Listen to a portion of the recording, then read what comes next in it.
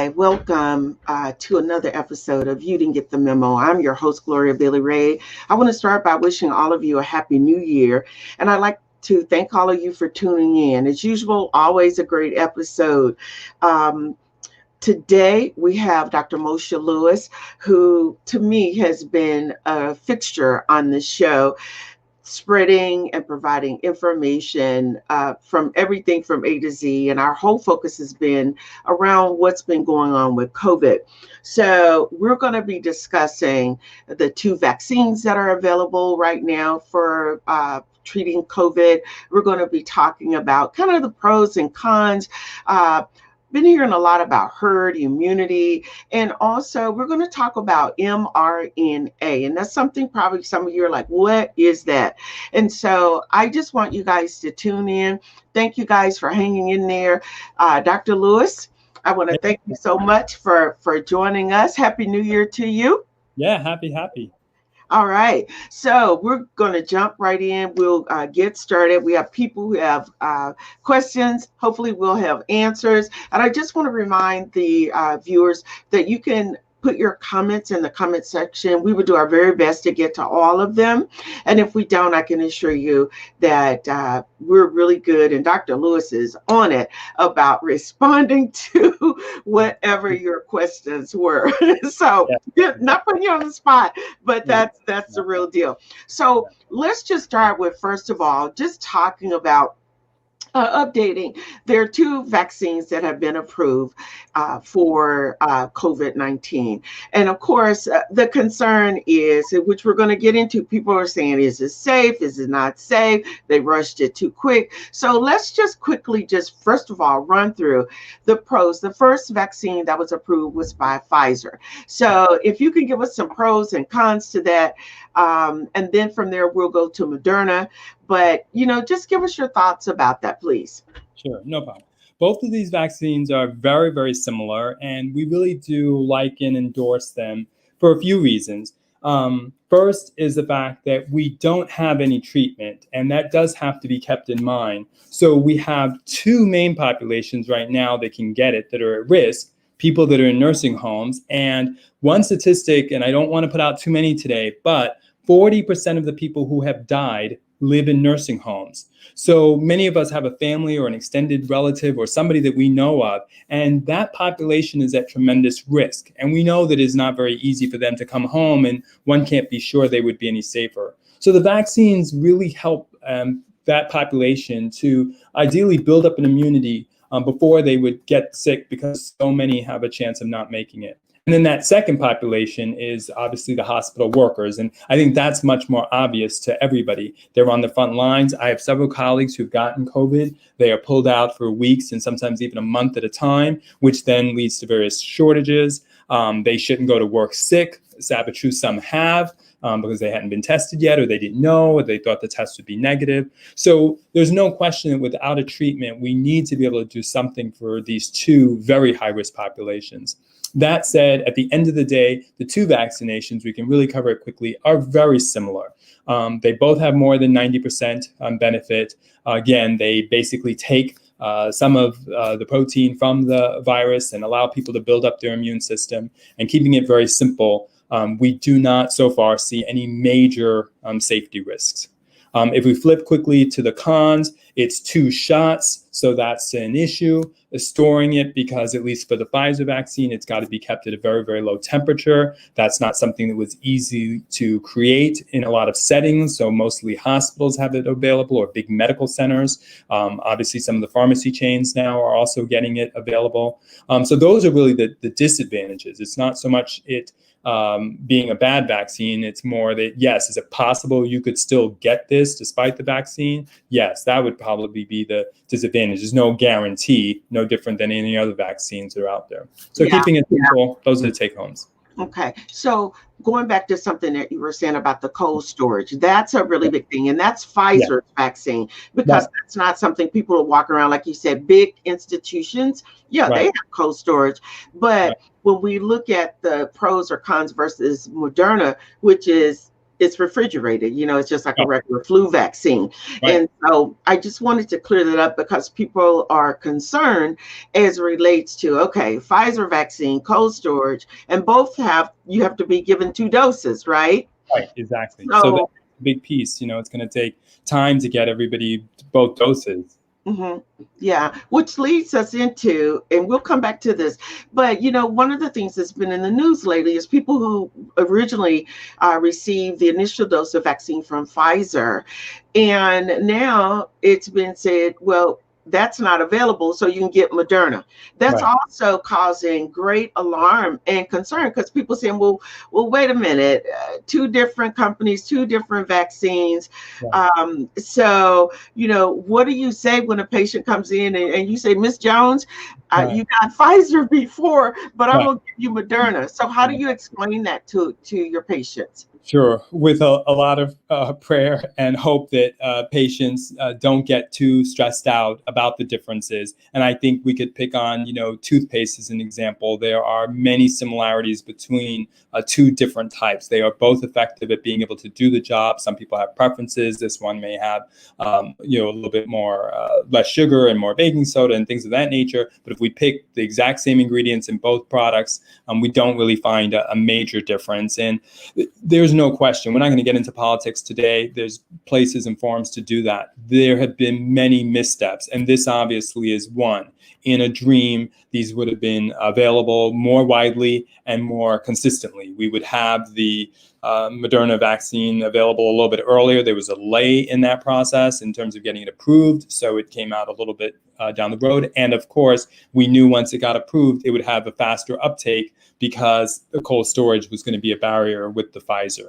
It's minus 90 degrees for whatever it may be worth. Very few of us have lived someplace that is that cold. It is a very, very atypical situation for many places to have a minus 90 degree storage system. And then all of the handling it and delivering of it also has to be maintained very strictly. So it's a very hard vaccine for a lot of facilities to have. And Yeah. that's the reason for the switch.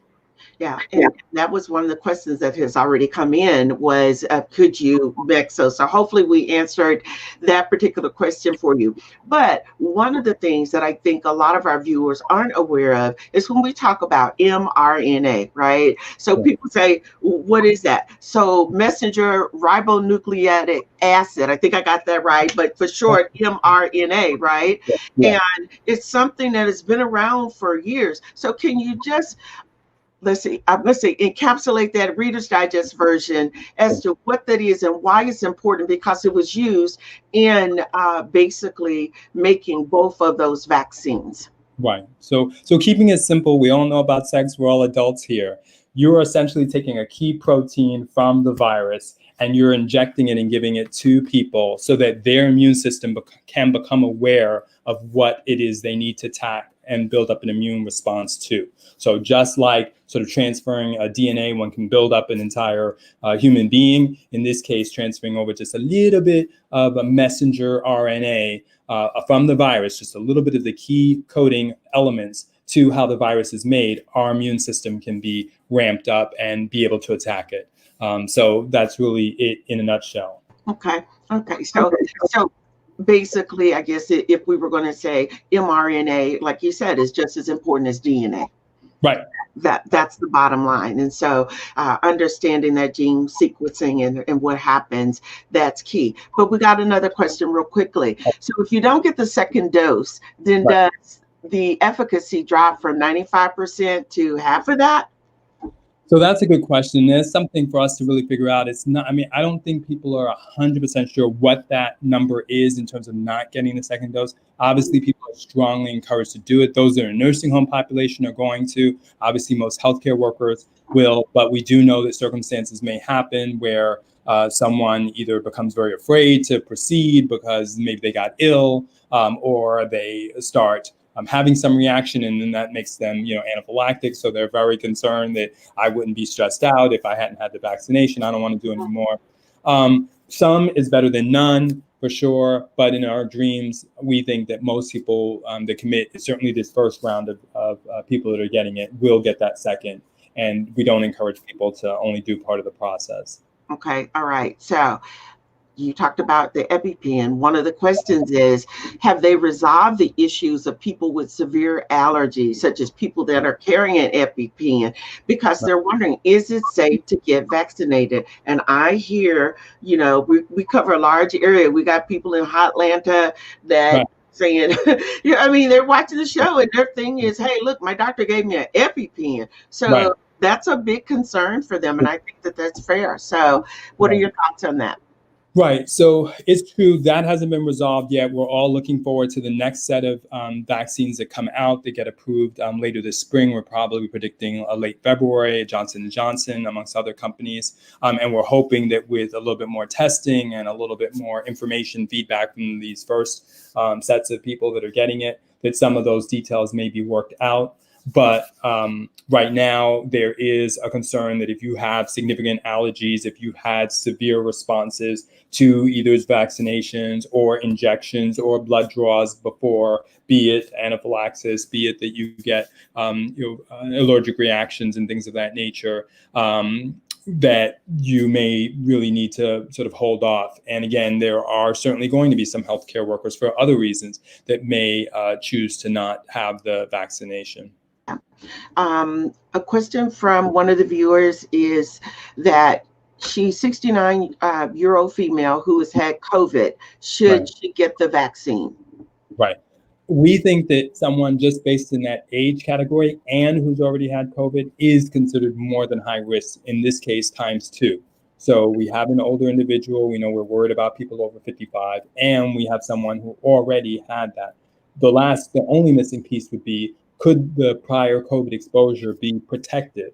And so Mhm. far, we haven't seen that. We've been seeing that there are some people that can get infected again, especially as we start hearing about some of the mutations that are coming out. So we are encouraging people that if you're high risk, you're an older individual, you have medical illnesses that place you at high risk, and or you've had COVID already, that definitely places you high risk. 1, 2, 3 reasons to be high risk. That if and when the vaccine becomes available, that you strongly consider taking it.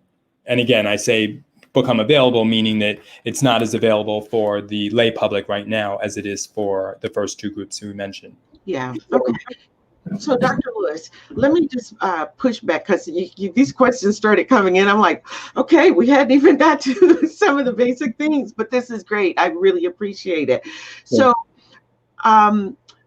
does drinking alcohol, now we already know that, alcohol consumption is on the rise. I need to have stock in Bevmo, because that's a big concern. Yeah. And the question is, does drinking alcohol prevent COVID-19? Right.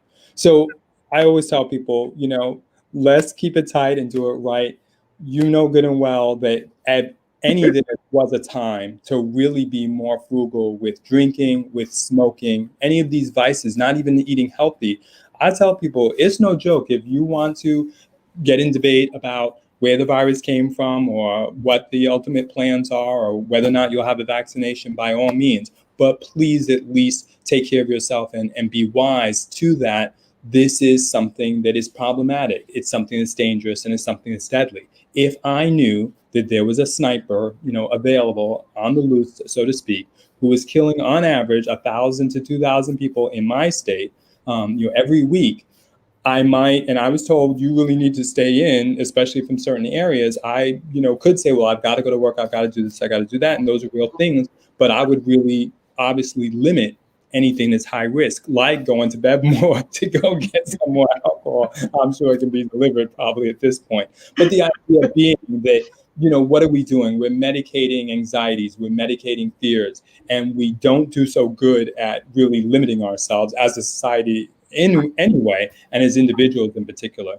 So we would tell people, if you get the vaccination, do not, drink during that time. Let it work and do what it needs to do. Really stay away from alcohol. If you feel like, look, I'm just going to be honest and I need a drink a day to keep my nerves away, or some doctors, then understood, fine. But we're really telling people less limited if you have, because the truth is that, yes, a glass of red wine is, reportedly good for the heart.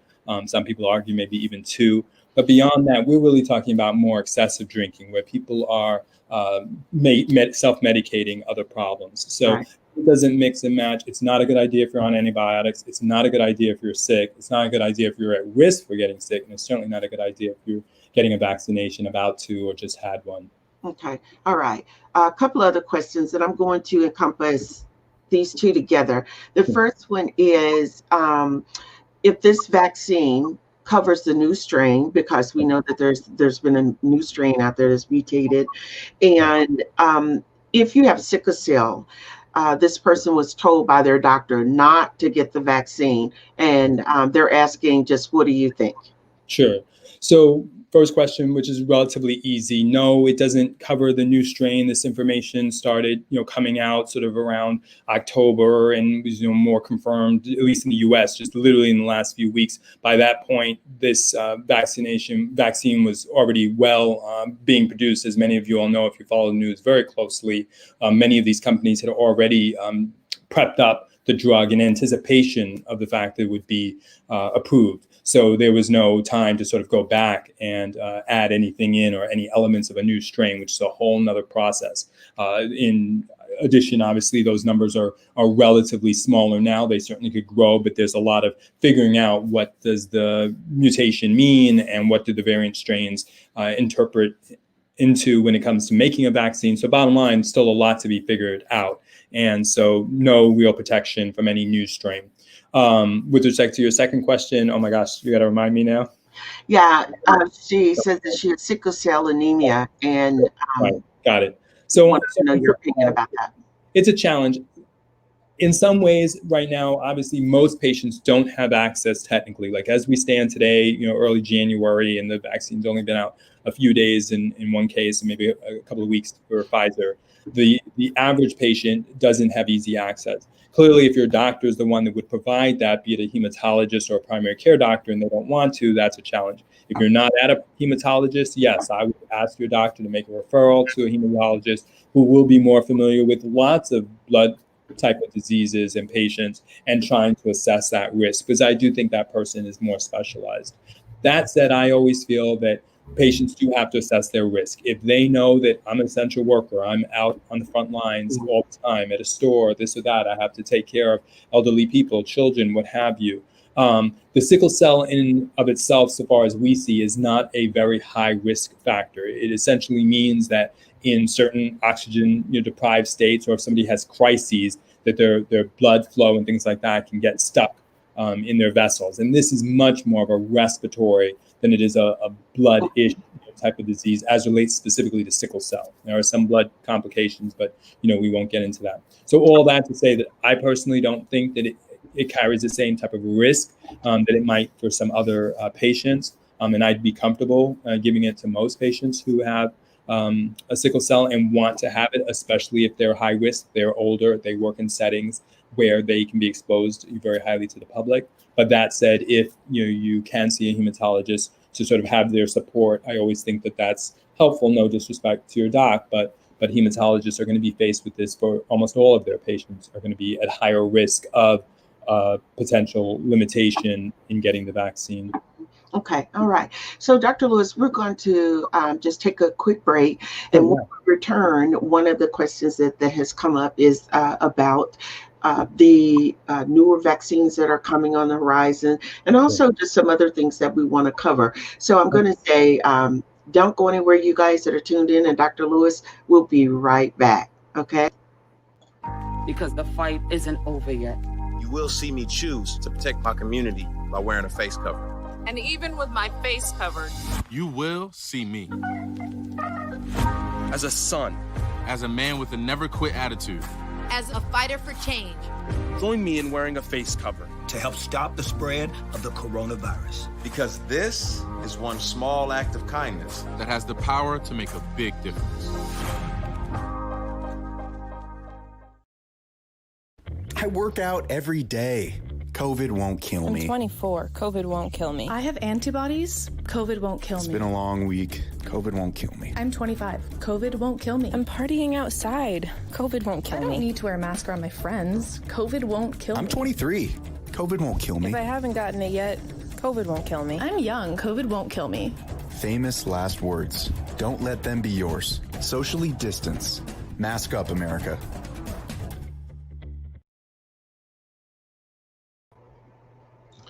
Hi, if you're just tuning in, listen, you are missing some great conversations. I have Dr. Moshe Lewis on with me, and we're covering a lot of the questions that people have been asking and sending me questions about in regards to COVID and the vaccines and, different things as it relates to what's happening with the vaccine.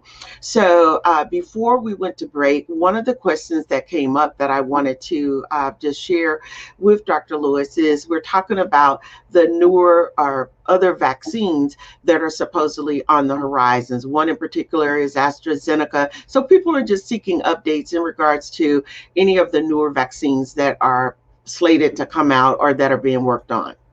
Sure, no problem. I think the good news is that we expect that with some of the newer vaccines, we'll be going from 2 injections down to 1. So that's huge, as we're already seeing that the handling and the distribution of the drugs will hopefully be better. Moderna clearly was ramped up in a significant way to be able to do their launch. So that helped. Although we still feel that the rollout is a bit slower than it should be at the current pace. And there are a lot of technical reasons for that. And in addition, certainly things like variants and things of that nature, there will be a little bit more time, perhaps, to take those into consideration and to learn from any of the issues like the allergic reactions we brought up before that some of the other vaccines encountered. Whatever work could possibly be done in, let's say, the next few weeks, that it takes to go and get approval, there's still some time to literally improve the formulation. So I definitely think we're optimistic that the efficacy will get better, that the delivery will be easier, and basically that they'll be more available, which is a really big challenge that we have. We feel that we need to have many more vaccines available than there are people, hence the rationing that's going on. Yeah. Okay. All right. Well, that totally makes sense. But going back to a couple of the things I wanted to cover off, I actually got asked a question. Can you get infected with the coronavirus from things you receive in the mail? Yes, I guess that's a concern. So it's legit. No, and it's not crazy at all. We've covered this in various programs around the nation over time. And what we tell people is that if I'm coming from being afraid, how do I minimize that fear? That doesn't mean I'm irrational. It means, okay, if I feel comfortable wiping things down, let's say the Amazon packages or mail or whatever it may be, somebody's delivering food, then that there's nothing wrong with that. No one's going to say that's a bad, horrible idea. Next, if if people are going to wash their hands before and or after handling packages, that's fine. Clearly, what's inside would be relatively sterile, but some people may feel like, well, I want to wipe that down with. So, again, I don't think that's unreasonable. Is it necessary? So far as we see, no. The delivery of packages, especially to the extent that it's been occurring, has not been a major vector for the delivery, of this transmission of this, virus. That said, you want to take precautions, by all means. It's your house, it's your packages, it's your hands and your health. So just like we said, be careful about drinking. Okay, you want to keep things clean then. Right. Okay. Question all the way out of Mississippi. Sure. Do you know the mortality rate of the new strain, and will a new vaccine have to be created for it to be effective? Sure. So no, I wish I could say I'm that smart. I think the last update I saw literally came in an hour ago. I think there are 50 cases is what I hear now in the U.S. of the new strain. When we look at the kind of numbers that are being posted in terms of number of people infected with coronavirus each day, in the tens of thousands, obviously that's still small and we know it may grow, but it's very hard to figure out mortality data from that and things. I think what scares people is just that concept. But what we try to tell people, just like, again, going back to sex, I always try to pick things that we can relate to. As we mate and interrelate and interpolate with each other, we all change. So do viruses over time. They're very good at changing in their environment.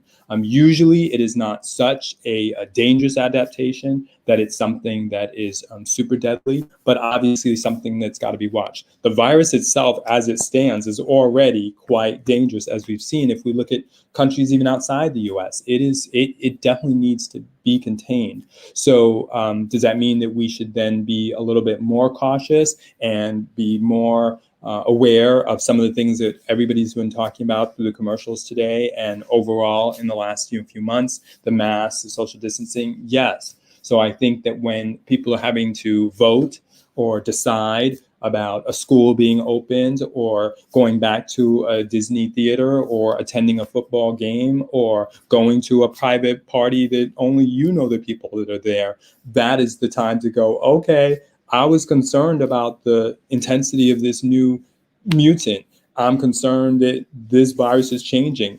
Lewis told me this is going to happen anyway. Let me govern myself accordingly, and maybe it really isn't a best idea. And certainly all of us, even in healthcare, who are being relatively precautious, as we heard this many times, started saying, okay, forget Thanksgiving, Christmas, that won't be happening that way. So, many of us, curbed plans, stopped some of the things that we wanted to be able to do as much as anybody else. And that's what we encourage people to do. We can be frightened, concerned, fearful about what the new mutant strain can mean if it fully permeates a large part of the US. But should we be taking the precautions regardless? And even more so, yes. And this is going to go on for a while. And I think that's the last little pearl that I'll leave with us. We can't be afraid or frustrated by that. It is deadly, it is problematic, and we don't have a treatment yet still. So we're not going to find an easy way out. We maybe hoped for that last year, but as we race into 2021 and beyond, I think we have to accept that, yes, even this year, many travel plans, many conventions, many family get-togethers, many gatherings and things like that, wherever they may be, even when they get sanctioned, probably are not best for most of us to attend. Right. You're absolutely right. And I just want to, of course, I haven't talked to you about this, but here are my thoughts too. I hear people always using the word going back to normal. And I don't think that that's ever going to be what we've known as normal, right? Life, it evolves. And so I think with a word of caution that people might really want to think about, how do I embrace what's happening and not look back, but just go forward, because what we known in the past is not what is happening right now. I don't know your thoughts about that, Dr. Lewis. Yeah, no, I agree. For many of us that are a little bit older, we, especially in healthcare, I know some of the people watching may be a little bit older and some aren't, but in healthcare, we went through HIV. And for those of us that literally walked through it, for many of us, this is a activation of some of those same types of memories. There was tremendous fear, there were stigmas, there were challenges in figuring out how to treat, and that went on for quite some time. And to a large extent, things did change. Certainly early on, many people were much more cogent about their sexual decisions. And certainly when it came to transfusions and things of that nature, sharing needles, various policies and lots of things did change. With time, it's become more accepted, and in part because lots of treatments are available. So if there's been any theme that I sort of brought up now, maybe for the third time, that is really what will herald sort of a change in the way things are now. We don't, like Gloria is saying, have any expectation that we can really safely, again, those of us who are at risk, those of us who don't have great health care, those of us who have medical illnesses, those of us that work on the front lines, be it at a Federal Express, be it at a grocery store, be it as a physician, be it an emergency room, EMT, police officer, all of the people that serve the public in retail, all the way up to those that are behind the scenes as well doing this, are at tremendous risk for getting this disease. And that's not something that's as likely to change in the near future, like we said. Yeah, absolutely. Dr. Lewis, one question. Let's see, the comment says, as you know, there are 6 coronaviruses that affect humans. If they can come up with a vaccine for this coronavirus that leads to COVID, shouldn't they be able to cover the other 5, like the common cold, MERS, and SARS-1? Sure. All right. Okay, so that's definitely an insightful question, but definitely some people are getting into virology, so we love it. I mean, if COVID has done anything, and we do have to look at silver linings besides cleaning up certain environments and getting rid of traffic, some things that people said they would wish they could have, and they die to have it. Well, we sort of have some of those things now. There can always be silver linings. We're not making light of, by any chance, people who've suffered and certainly lost this, but behind everything, there can be some positives. The challenge with the regular influenza is that it is frequently changing all the time. As many of you all may know, the common flu or the common cold, while some of those viruses are corona-like, every year the CDC sort of comes out with their best prediction based on the strains that were present 6 to 9 months before. So part of the problem with that approach is that come the spring, March or April, they're already guesstimating what strains they think will be causing the flu in the winter. And so by definition, one can be off because you're doing it a little bit too far in advance. Just as happened with this vaccine we talked about. We developed it long before we were able to get enough data on strains and mutants to be able to get that into the vaccination. So in reality, there are definitely changes that occur. There may not be as much incentivization. I do agree with that if that's some of the tenor of where the notes coming from the question that, well, how come? And yes, it's true. If we look at SARS and MERS, some of those died out and didn't have the widespread death rates that are seen here. There was a concern early on that could happen with SARS and MERS and things like that, but it didn't wind up bearing fruition. So what happens, as many things, okay, I know I need to do maintenance on this roof, but right now I got to pay for my daughter's college tuition. I'm going to get to it. Okay, there's a leak, or I definitely need to get to it today. So for sure, as a society, and sometimes as a people, maybe all of us do preventive maintenance, but many of us don't. And drug companies are the same way. There's tremendous incentive with the number of people that need to be vaccinated, the amount of dollars that are available and things like that. That's true. These take lots and lots of money to make available. And if you're going to come up with a vaccine that literally in 2 or 3 years will not have any efficacy because the viruses have mutated, or in the case of a couple that we mentioned, sort of died off, there's really not as much logic to do that. So they're definitely true. There are business decisions that come into play when you're talking about putting the amount of resources that have to be used to come up with a vaccine.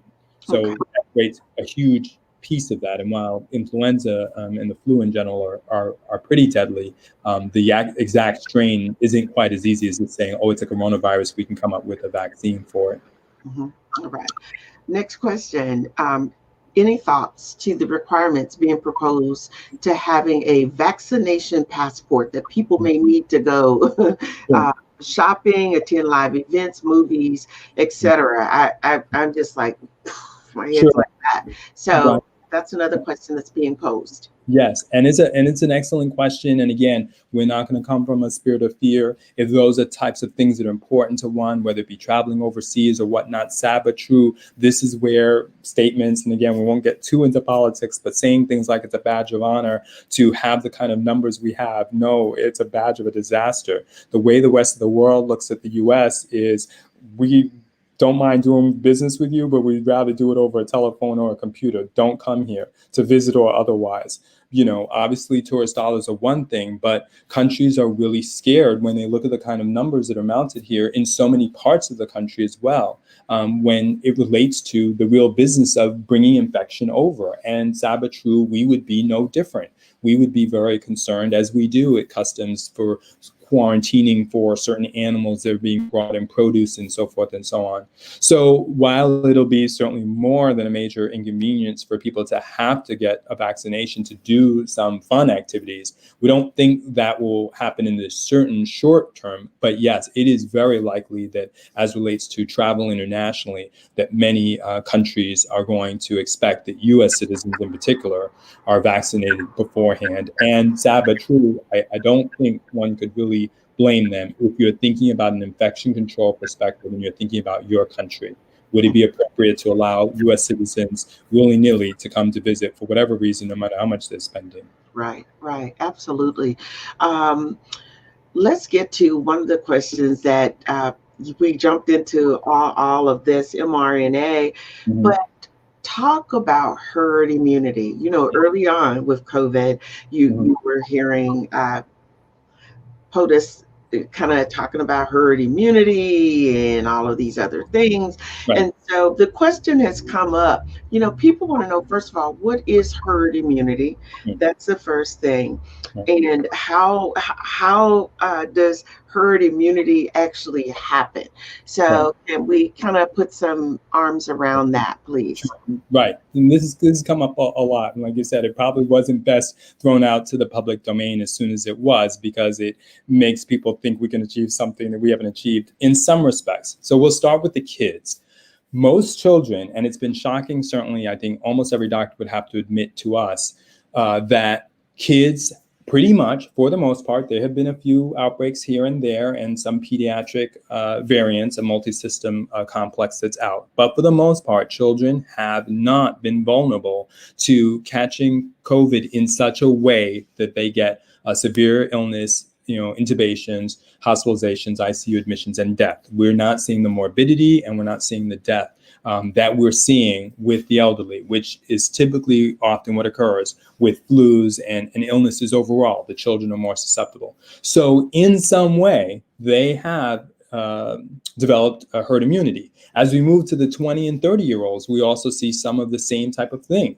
They, for the most part, no insult or harm meant, but we sort of really can tell now, and it's pretty clear, that during the summer months, as people were moving about, a lot of the 70 and 80-year-old people were staying put. Some of them were in nursing homes, many of them were home being careful, but overall, they were very reticent to go to clubs, movie theaters, large events, sporting events, and things like that. Some of it's financial to spend all that money, but another piece of it is they were staying put and saying, we're going to make sure we're careful. So meanwhile, the numbers still spread. So then if we weren't sure that while the kids and young people were somewhat protected, adults weren't, we saw the schools open and we saw the exact same thing happen again as teachers and older individuals, some of whom were working in various departments and places of the school, started coming back. We started seeing cases and people who had made it all spring and all summer without it, all of a sudden start getting the disease. Teachers started coming down with it, and several of them died. And most of this was covered in the news.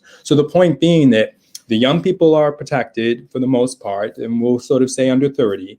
There's some sense of a herd immunity. We don't know exactly how they're so protected since their immune system wouldn't have necessarily been exposed. And the question is that really something that could be passed over to most of us, 40, 50, 60 and beyond? So herd immunity, keeping it simple, is enough people have it that for the mass, for their age group, for their demographic, they are protected. And young people in general, we have seen this occur. We've not seen in other populations. Exactly how it's occurring, I don't really think that most scientists fully understand how young people have been so able to. What you'll hear in general is, their immune systems are stronger, but that's not true of young children, 2, 3, 4 years old, infants and things of that nature. All of them have high kids in daycare. They're still developing their immune system. So all that to say that I think it's something that for the most of us we'll put to the side. The only counter argument in terms of the future would be that if enough people get vaccinated, and we're certainly several months away from that, yes, the country could develop a herd immunity that might protect some people moving maybe to 40s and 50s. I think that people 60, 70, and 80 and above, and people with multiple medical illnesses, at least for 2021, will always be at super high risk, in spite of everything. But certainly if they get vaccinated, that certainly at least helps mitigate some of that risk. Yeah, absolutely. And thank you for explaining that, because, it's still something that I think even scientists, they don't know why, but I think your explanation was a great one, so eventually everyone ends up being immune, you have enough of them in that population. So question that has come up. Sure. Family members who say, and they continue to cite the Tuskegee experiment is the reason why they won't take the vaccine. And in that, the second part of that is, can a patient choose, or if your patient come in and say, which vaccine are you giving me? Are you giving me Pfizer? Are you giving me Moderna? Do they have a choice? Right. So we'll do the second part first. In terms of having a choice, I think a lot of it's availability. If a patient comes in, and most clinics and settings of that nature aren't going to have cold storage. That's just not going to happen. So we expect the Pfizer vaccine to either be reformulated at some point, so it's more competitive in terms of just business economics, or go away. That's simply what's going to happen, because as the other drugs come online, the idea of having to even maintain and keep cold storage, plus all, it's not just that, it's not just having a refrigerator, it's all the handling of the drug before and after as well that are very delicato. So in terms of Tuskegee experiment, and I say this with candor because my mom is from Tuskegee, and so it's a real place, and it's a very sad point in our history, and we still see sad points in our history when it comes to the medical community. Thinking about, Dr. Morrison, some of the things that she expressed in Indiana while she was in the hospital, not getting the treatment she deserved. I think that there will always be people on both sides of the aisle, literally, that will choose not to receive any vaccination, be that some of the others that have been out for many years, or be a new one that's out, be it because of Tuskegee, or be it because having something foreign put into your body, you'd rather just fight it on your own and do the best you can. No one can force, a patient, and even some medical personnel are certainly being vocal about the fact that they do not plan to have it. However, they are at high risk, and so hospitals and medical centers are trying to encourage their staff to realize that, you're at high risk. If you do this, it certainly protects you. We can't have you work here now that's available if you get sick, and we can't force you to have it either. So make your choice. And so that's what I think will be up to the public. Once it's available to us, and it certainly isn't today, and that probably won't be the case, at least for probably till March at the earliest. Once the next vaccination's out. So we still have some time to really decide and things of that nature. And bottom line is, as a people, let's be honest and blunt here, like we always say we're going to be. We're never going to trust institutions. We're never going to fully trust the police system, the medical system, the legal system, and things of that nature. And that's not something that's going to change overnight, or with a vaccine, or even with a deadly disease. So I think even in the midst of that, each one of us, as we live our day in our lives, make decisions for ourselves to say, okay, am I going to call the police about that? Am I going to go see the doctor about this? Am I going to go get this vaccine because I'm at risk? And then on an individual level, as opposed to looking at history and things that have happened and things that could happen and what conspiracy theories say is happening. For me, for Dr. Lewis, as I see patients, is it too risky to not get vaccinated and risk dying and leaving my kids without a father, simply because I wanted to be in the line of fire, but not wear a bulletproof vest? Right. Absolutely. So, Dr. Lewis, we're going to take another quick break, and I mean really quick break. And when we come back, I want you to just give us your thoughts in regards to, some of the things that have been in place that we've been asking people to do, right? Mask up, those kinds of things. And the second piece of that is, some parting words for, for viewers who still have concern around getting the vaccine. So going to where we'll be right back. 3 months ago, there weren't enough masks. We were desperately sourcing from all over the world. People were making face coverings from scarves, bandanas, and bits of fabric. Now there are plenty of masks, but some people don't want to wear them. Come on.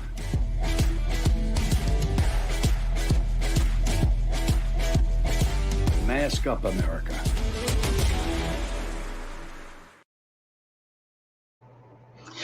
All right. I want to thank you guys so much for hanging in here with us. I know that the information that you have been receiving this evening has been beneficial by just the sheer number of questions.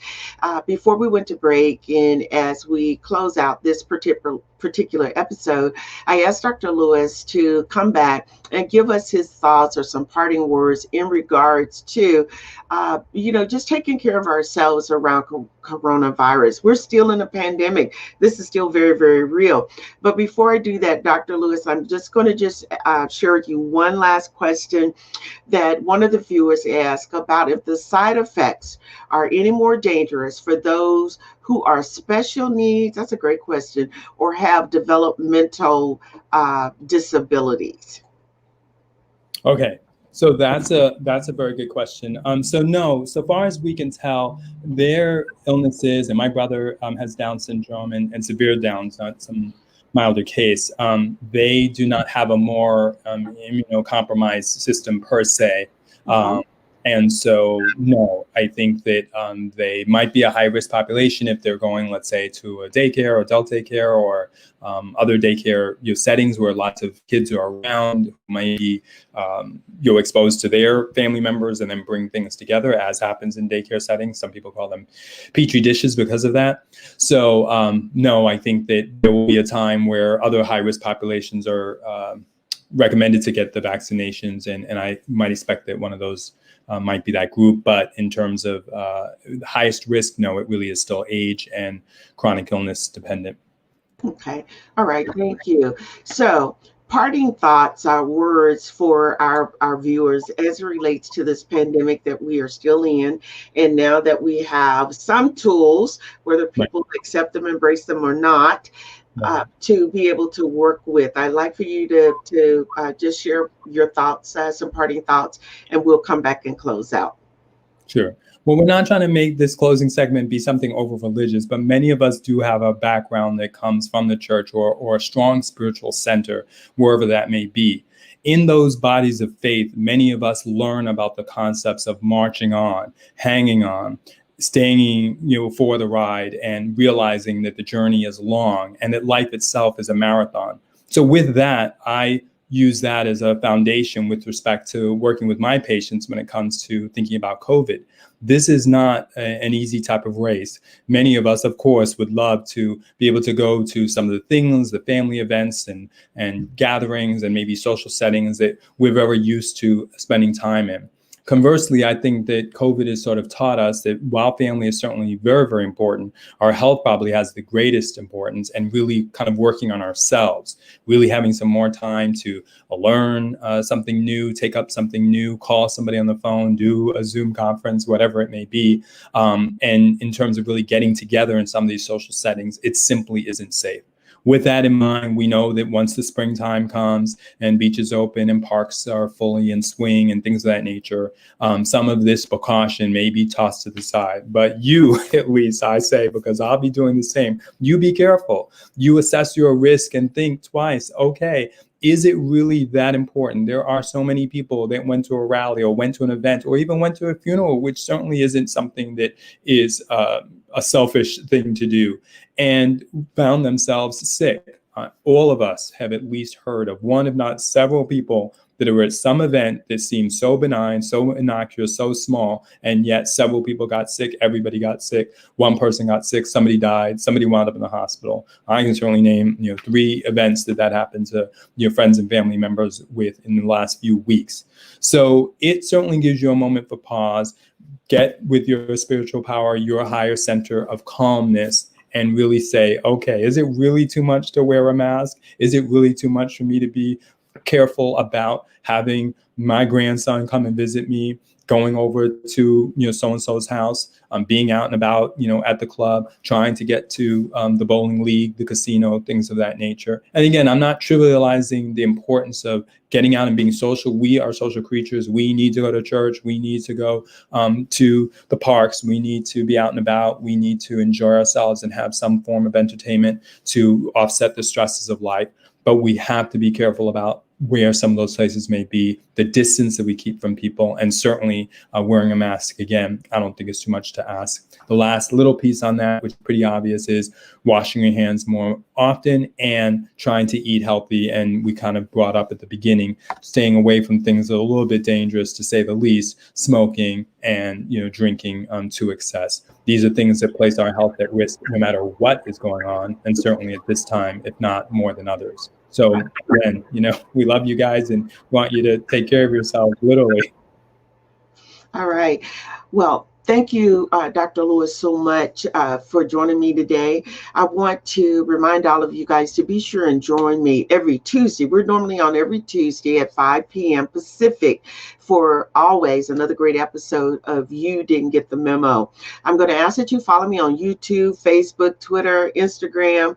And as a reminder, you just heard Dr. Lewis say, hey, we're in the midst of a pandemic. Please wear a mask, social distance at least 6 feet, and always practice good hand washing. It sounds very simple, but believe it or not, there are so many people that just didn't practice that.